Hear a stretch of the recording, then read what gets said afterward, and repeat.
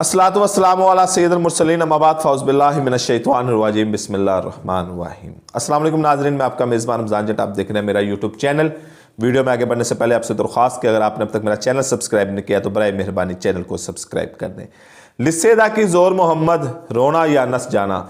लिस्सा कहते हैं कमज़ोर आदमी को कि कमज़ोर आदमी का कोई जोर नहीं होता, या तो वो रो पड़ता है या वहाँ से भाग जाता है।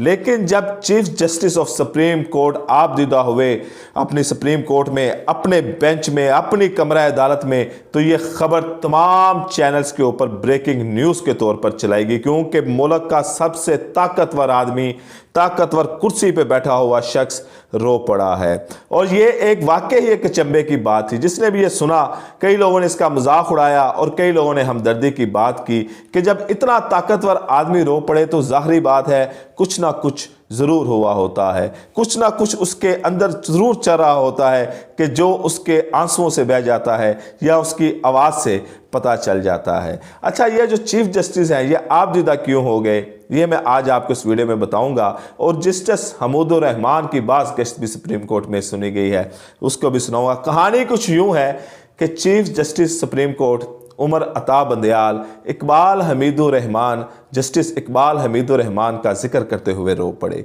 ये जस्टिस इकबाल हमीदुर रहमान जस्टिस हमूदुर रहमान के बेटे हैं, साहबजादे हैं। जस्टिस हमूदुर रहमान वो हैं कि जब बांग्लादेश अलग हुआ पाकिस्तान से तो ये चीफ जस्टिस थे और इनकी सरबराही में इनको एक टास्क सौंपा गया कि आप ये पता लगाएं कि पाकिस्तान और बांग्लादेश अलग अलग क्यों हुए। इसके लिए इन्होंने बड़ी मेहनत से रिपोर्ट तैयार की, ब्यूरोक्रेसी के इंटरव्यू किए, फौजियों के इंटरव्यू किए, जजेस के इंटरव्यू किए, सिविलियंस के इंटरव्यू किए, सियासतदानों के इंटरव्यू किए और बड़ी मेहनत से और दयानतदारी से और एक पाक साफ शफाफ रिपोर्ट तैयार की। हमूदुर रहमान कमीशन रिपोर्ट के नाम से इसको जाना जाता है। और यह रिपोर्ट इन्होंने जुल्फ़िकार अली भुट्टो को पेश कर दी।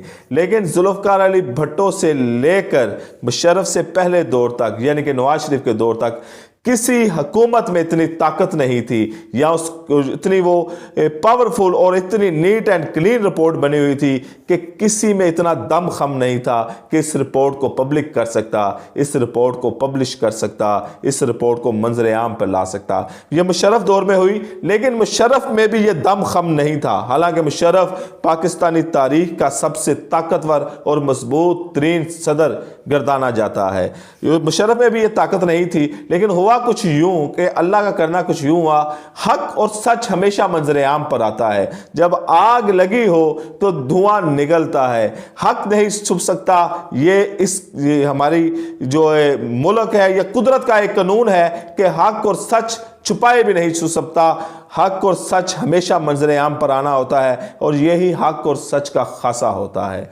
हुआ कुछ यूं कि हमूदुर रहमान कमीशन जो रिपोर्ट थी ये लीक हो गई, ये स्मगल हो गई, ये चोरी हो गई और ये इंडिया में जाकर इंडिया के अखबारात में छप गई। जब ये इंडिया के अखबारात में छप गई तो पाकिस्तान को इसको शाया करना पड़ा और परवेज़ मुशर्रफ का दौरे हुकूमत था और उसने हमूदुर रहमान कमीशन रिपोर्ट शाया कर दी, पब्लिश कर दी। ये रिपोर्ट पढ़ने के लायक है। इस रिपोर्ट से हमें पता चल जाता है कि बांग्लादेश हमसे क्यों अलग हुआ, किस किस ने क्या क्या गलती की। और यहाँ पर मैं आपको एक और इन्फॉर्मेशन देता चलूँ कि हमूदुर रहमान, जस्टिस हमूदुर रहमान जो थे जिन्होंने ये रिपोर्ट तैयार की थी, वो खुद बंगाली थे।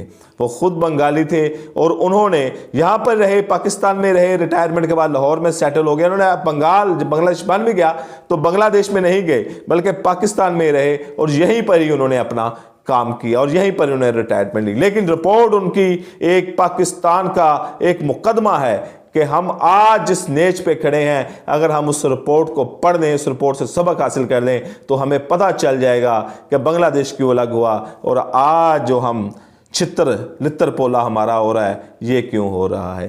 ये जस्टिस इकबाल हमीदुर रहमान उसी जस्टिस हमूदुर रहमान के बेटे हैं। ये इन्होंने वकालत शुरू की, वकालत से इन्होंने तरक्की हासिल की, हाई कोर्ट के जज बन गए, फिर सुप्रीम कोर्ट तक गए।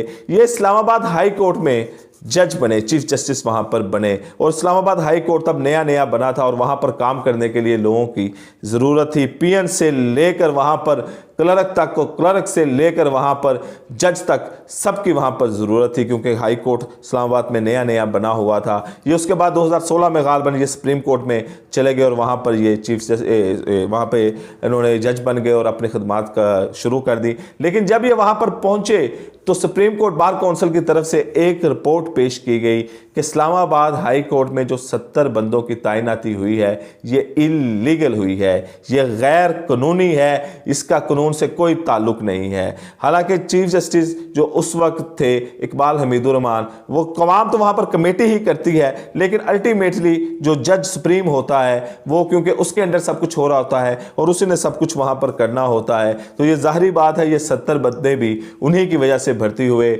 उन्हीं की कलम की जुम्बश से भर्ती हुए। तो सुप्रीम कोर्ट बार काउंसिल ने जब ये रिपोर्ट पेश की कि जनाब ये जो 70 बंदे हैं ये गैर कानूनी तौर पर भर्ती किए गए हैं, तो जस्टिस इकबाल हमीदुर रहमान ने इस बात के ऊपर अपना रिज़ाइन लिख दिया, अपना इस्तीफ़ा लिख दिया। और जस्टिस उमर अता बंदयाल जो इस वक्त चीफ जस्टिस हैं, इन्होंने इकबाल हमीदुर रहमान को रोकने की कोशिश की कि आप ऐसा ना करें, ऐसी बातें होती रहती हैं, ऐसे काम होते रहते हैं, ये कोई बड़ी बात नहीं है, it is not a big deal, ये कोई बड़ा इशू नहीं है, आप क्या इतनी बड़ी छोटी सी बात के लिए आप इतना बड़ा स्टेप ले रहे हैं, इस्तीफ़ा दे रहे हैं, ये जस्टिस से इस्तीफ़ा दे रहे हैं, जज से इस्तीफ़ा दे रहे हैं, और वो भी सुप्रीम कोर्ट के जज होने के नाते आप इस्तीफ़ा दे रहे हैं, ये कोई बात नहीं, ये चलते हैं, ज़िंदगी में आगे बढ़ जाना चाहिए, मुकाबला करना चाहिए, कुछ नहीं होता। लेकिन चीफ जस्टिस उस वक्त इकबाल हमीदुर रहमान ने एक बड़ी खूबसूरत बात की, जस्टिस इकबाल हमीदुर रहमान ने बड़ी खूबसूरत बात की। और यकीन माने जब ये मैंने इस स्टोरी को खंगालते हुए कि चीफ जस्टिस क्यों आप दीदा हो गए, इस स्टोरी तक पहुंचा, तो यकीन माने मैं भी वो अल्फाज पढ़ के रो पड़ा कि जो इकबाल हमीदुर रहमान ने कहे थे। उमर अता बंदयाल तो उनके साथी हैं, उनके साथ काम किया है, उनसे तो उन्होंने डायरेक्ट सुने हैं, तो उनका आप देना होना बनता था, उनका रोना रूहानसी आवाज़ होना बनती थी। मैंने ये अल्फाज पढ़े तो मेरी आंखों में आंसू आ गए। जस्टिस इकबाल हमीदुर रहमान ने, जब उमर अता बंदयाल ने जस्टिस इकबाल हमीदुर रहमान को रोकने की कोशिश की और ये बातें की, तो वो इकबाल हमीदुर रहमान ने कहा कि जनाब उमर अता बंदयाल साहब, मैं अपने बाप को क्या मुंह जाके दिखाऊंगा, मैं क्या मुंह अपने बाप को दिखाऊंगा कि मैं जज हूं और मेरी ही अदालत में मुझे नोटिस मिल जाता है, तो मैं क्या मुंह अपने बाप को जाके दिखाऊंगा। उन्होंने इस बात के ऊपर रिज़ाइन कर दिया। ये मैं समझता हूँ एक बहुत बड़ा इकबाल हमीदुर रहमान का एक बहुत बड़ा कारनामा है, कि बहुत बड़ा कारनामा है कि उन्होंने अपने आप को इस सीट से आज़ाद कर दिया, कि उन्होंने कहा कि जिस अदालत में मैं बैठा हूँ वहाँ की अदालत ने ही मुझे नोटिस भेज दिया है, तो मैं अब यहाँ पर क्या कर सकता हूँ। उन्होंने वहाँ से अपनी रिज़ाइन किया और फिर लाहौर में आ गए, लाहौर में आके सेटल हुए, यहाँ पर अपना चैम्बर चला रहे हैं। सुप्रीम कोर्ट के जज होने के नाते वो मुकदमा तो नहीं लड़ते, लेकिन बहुत से लोगों की वो मावनत करते हैं। तो ये वो पॉइंट था कि जिसको चीफ जस्टिस उमर अता बंदयाल पढ़ते हुए भी रो पड़े, क्योंकि आज उमर अता बंदयाल के ऊपर भी बहुत सी उंगलियां उठाई जा रही हैं, उनकी फैमिली के बारे में बातें हो रही हैं, उनके सियासी नज़रियात के बारे में बातें हो रही हैं, उनके फैसलों के बारे में बातें हो रही हैं। तो ये हो सकता है कि उनको कि इकबाल हमीदुर रहमान की बातें याद आ रही हों, या इकबाल हमीदुर रहमान उनके सामने नज़र आ रहा हो कि यार उन पे एक उंगली उठी तो उन्होंने रिज़ाइन कर दिया। मुलाकात होगी अगली वीडियो में इंशाअल्लाह ताला। इजाज़त दें, अल्लाह हाफिज़।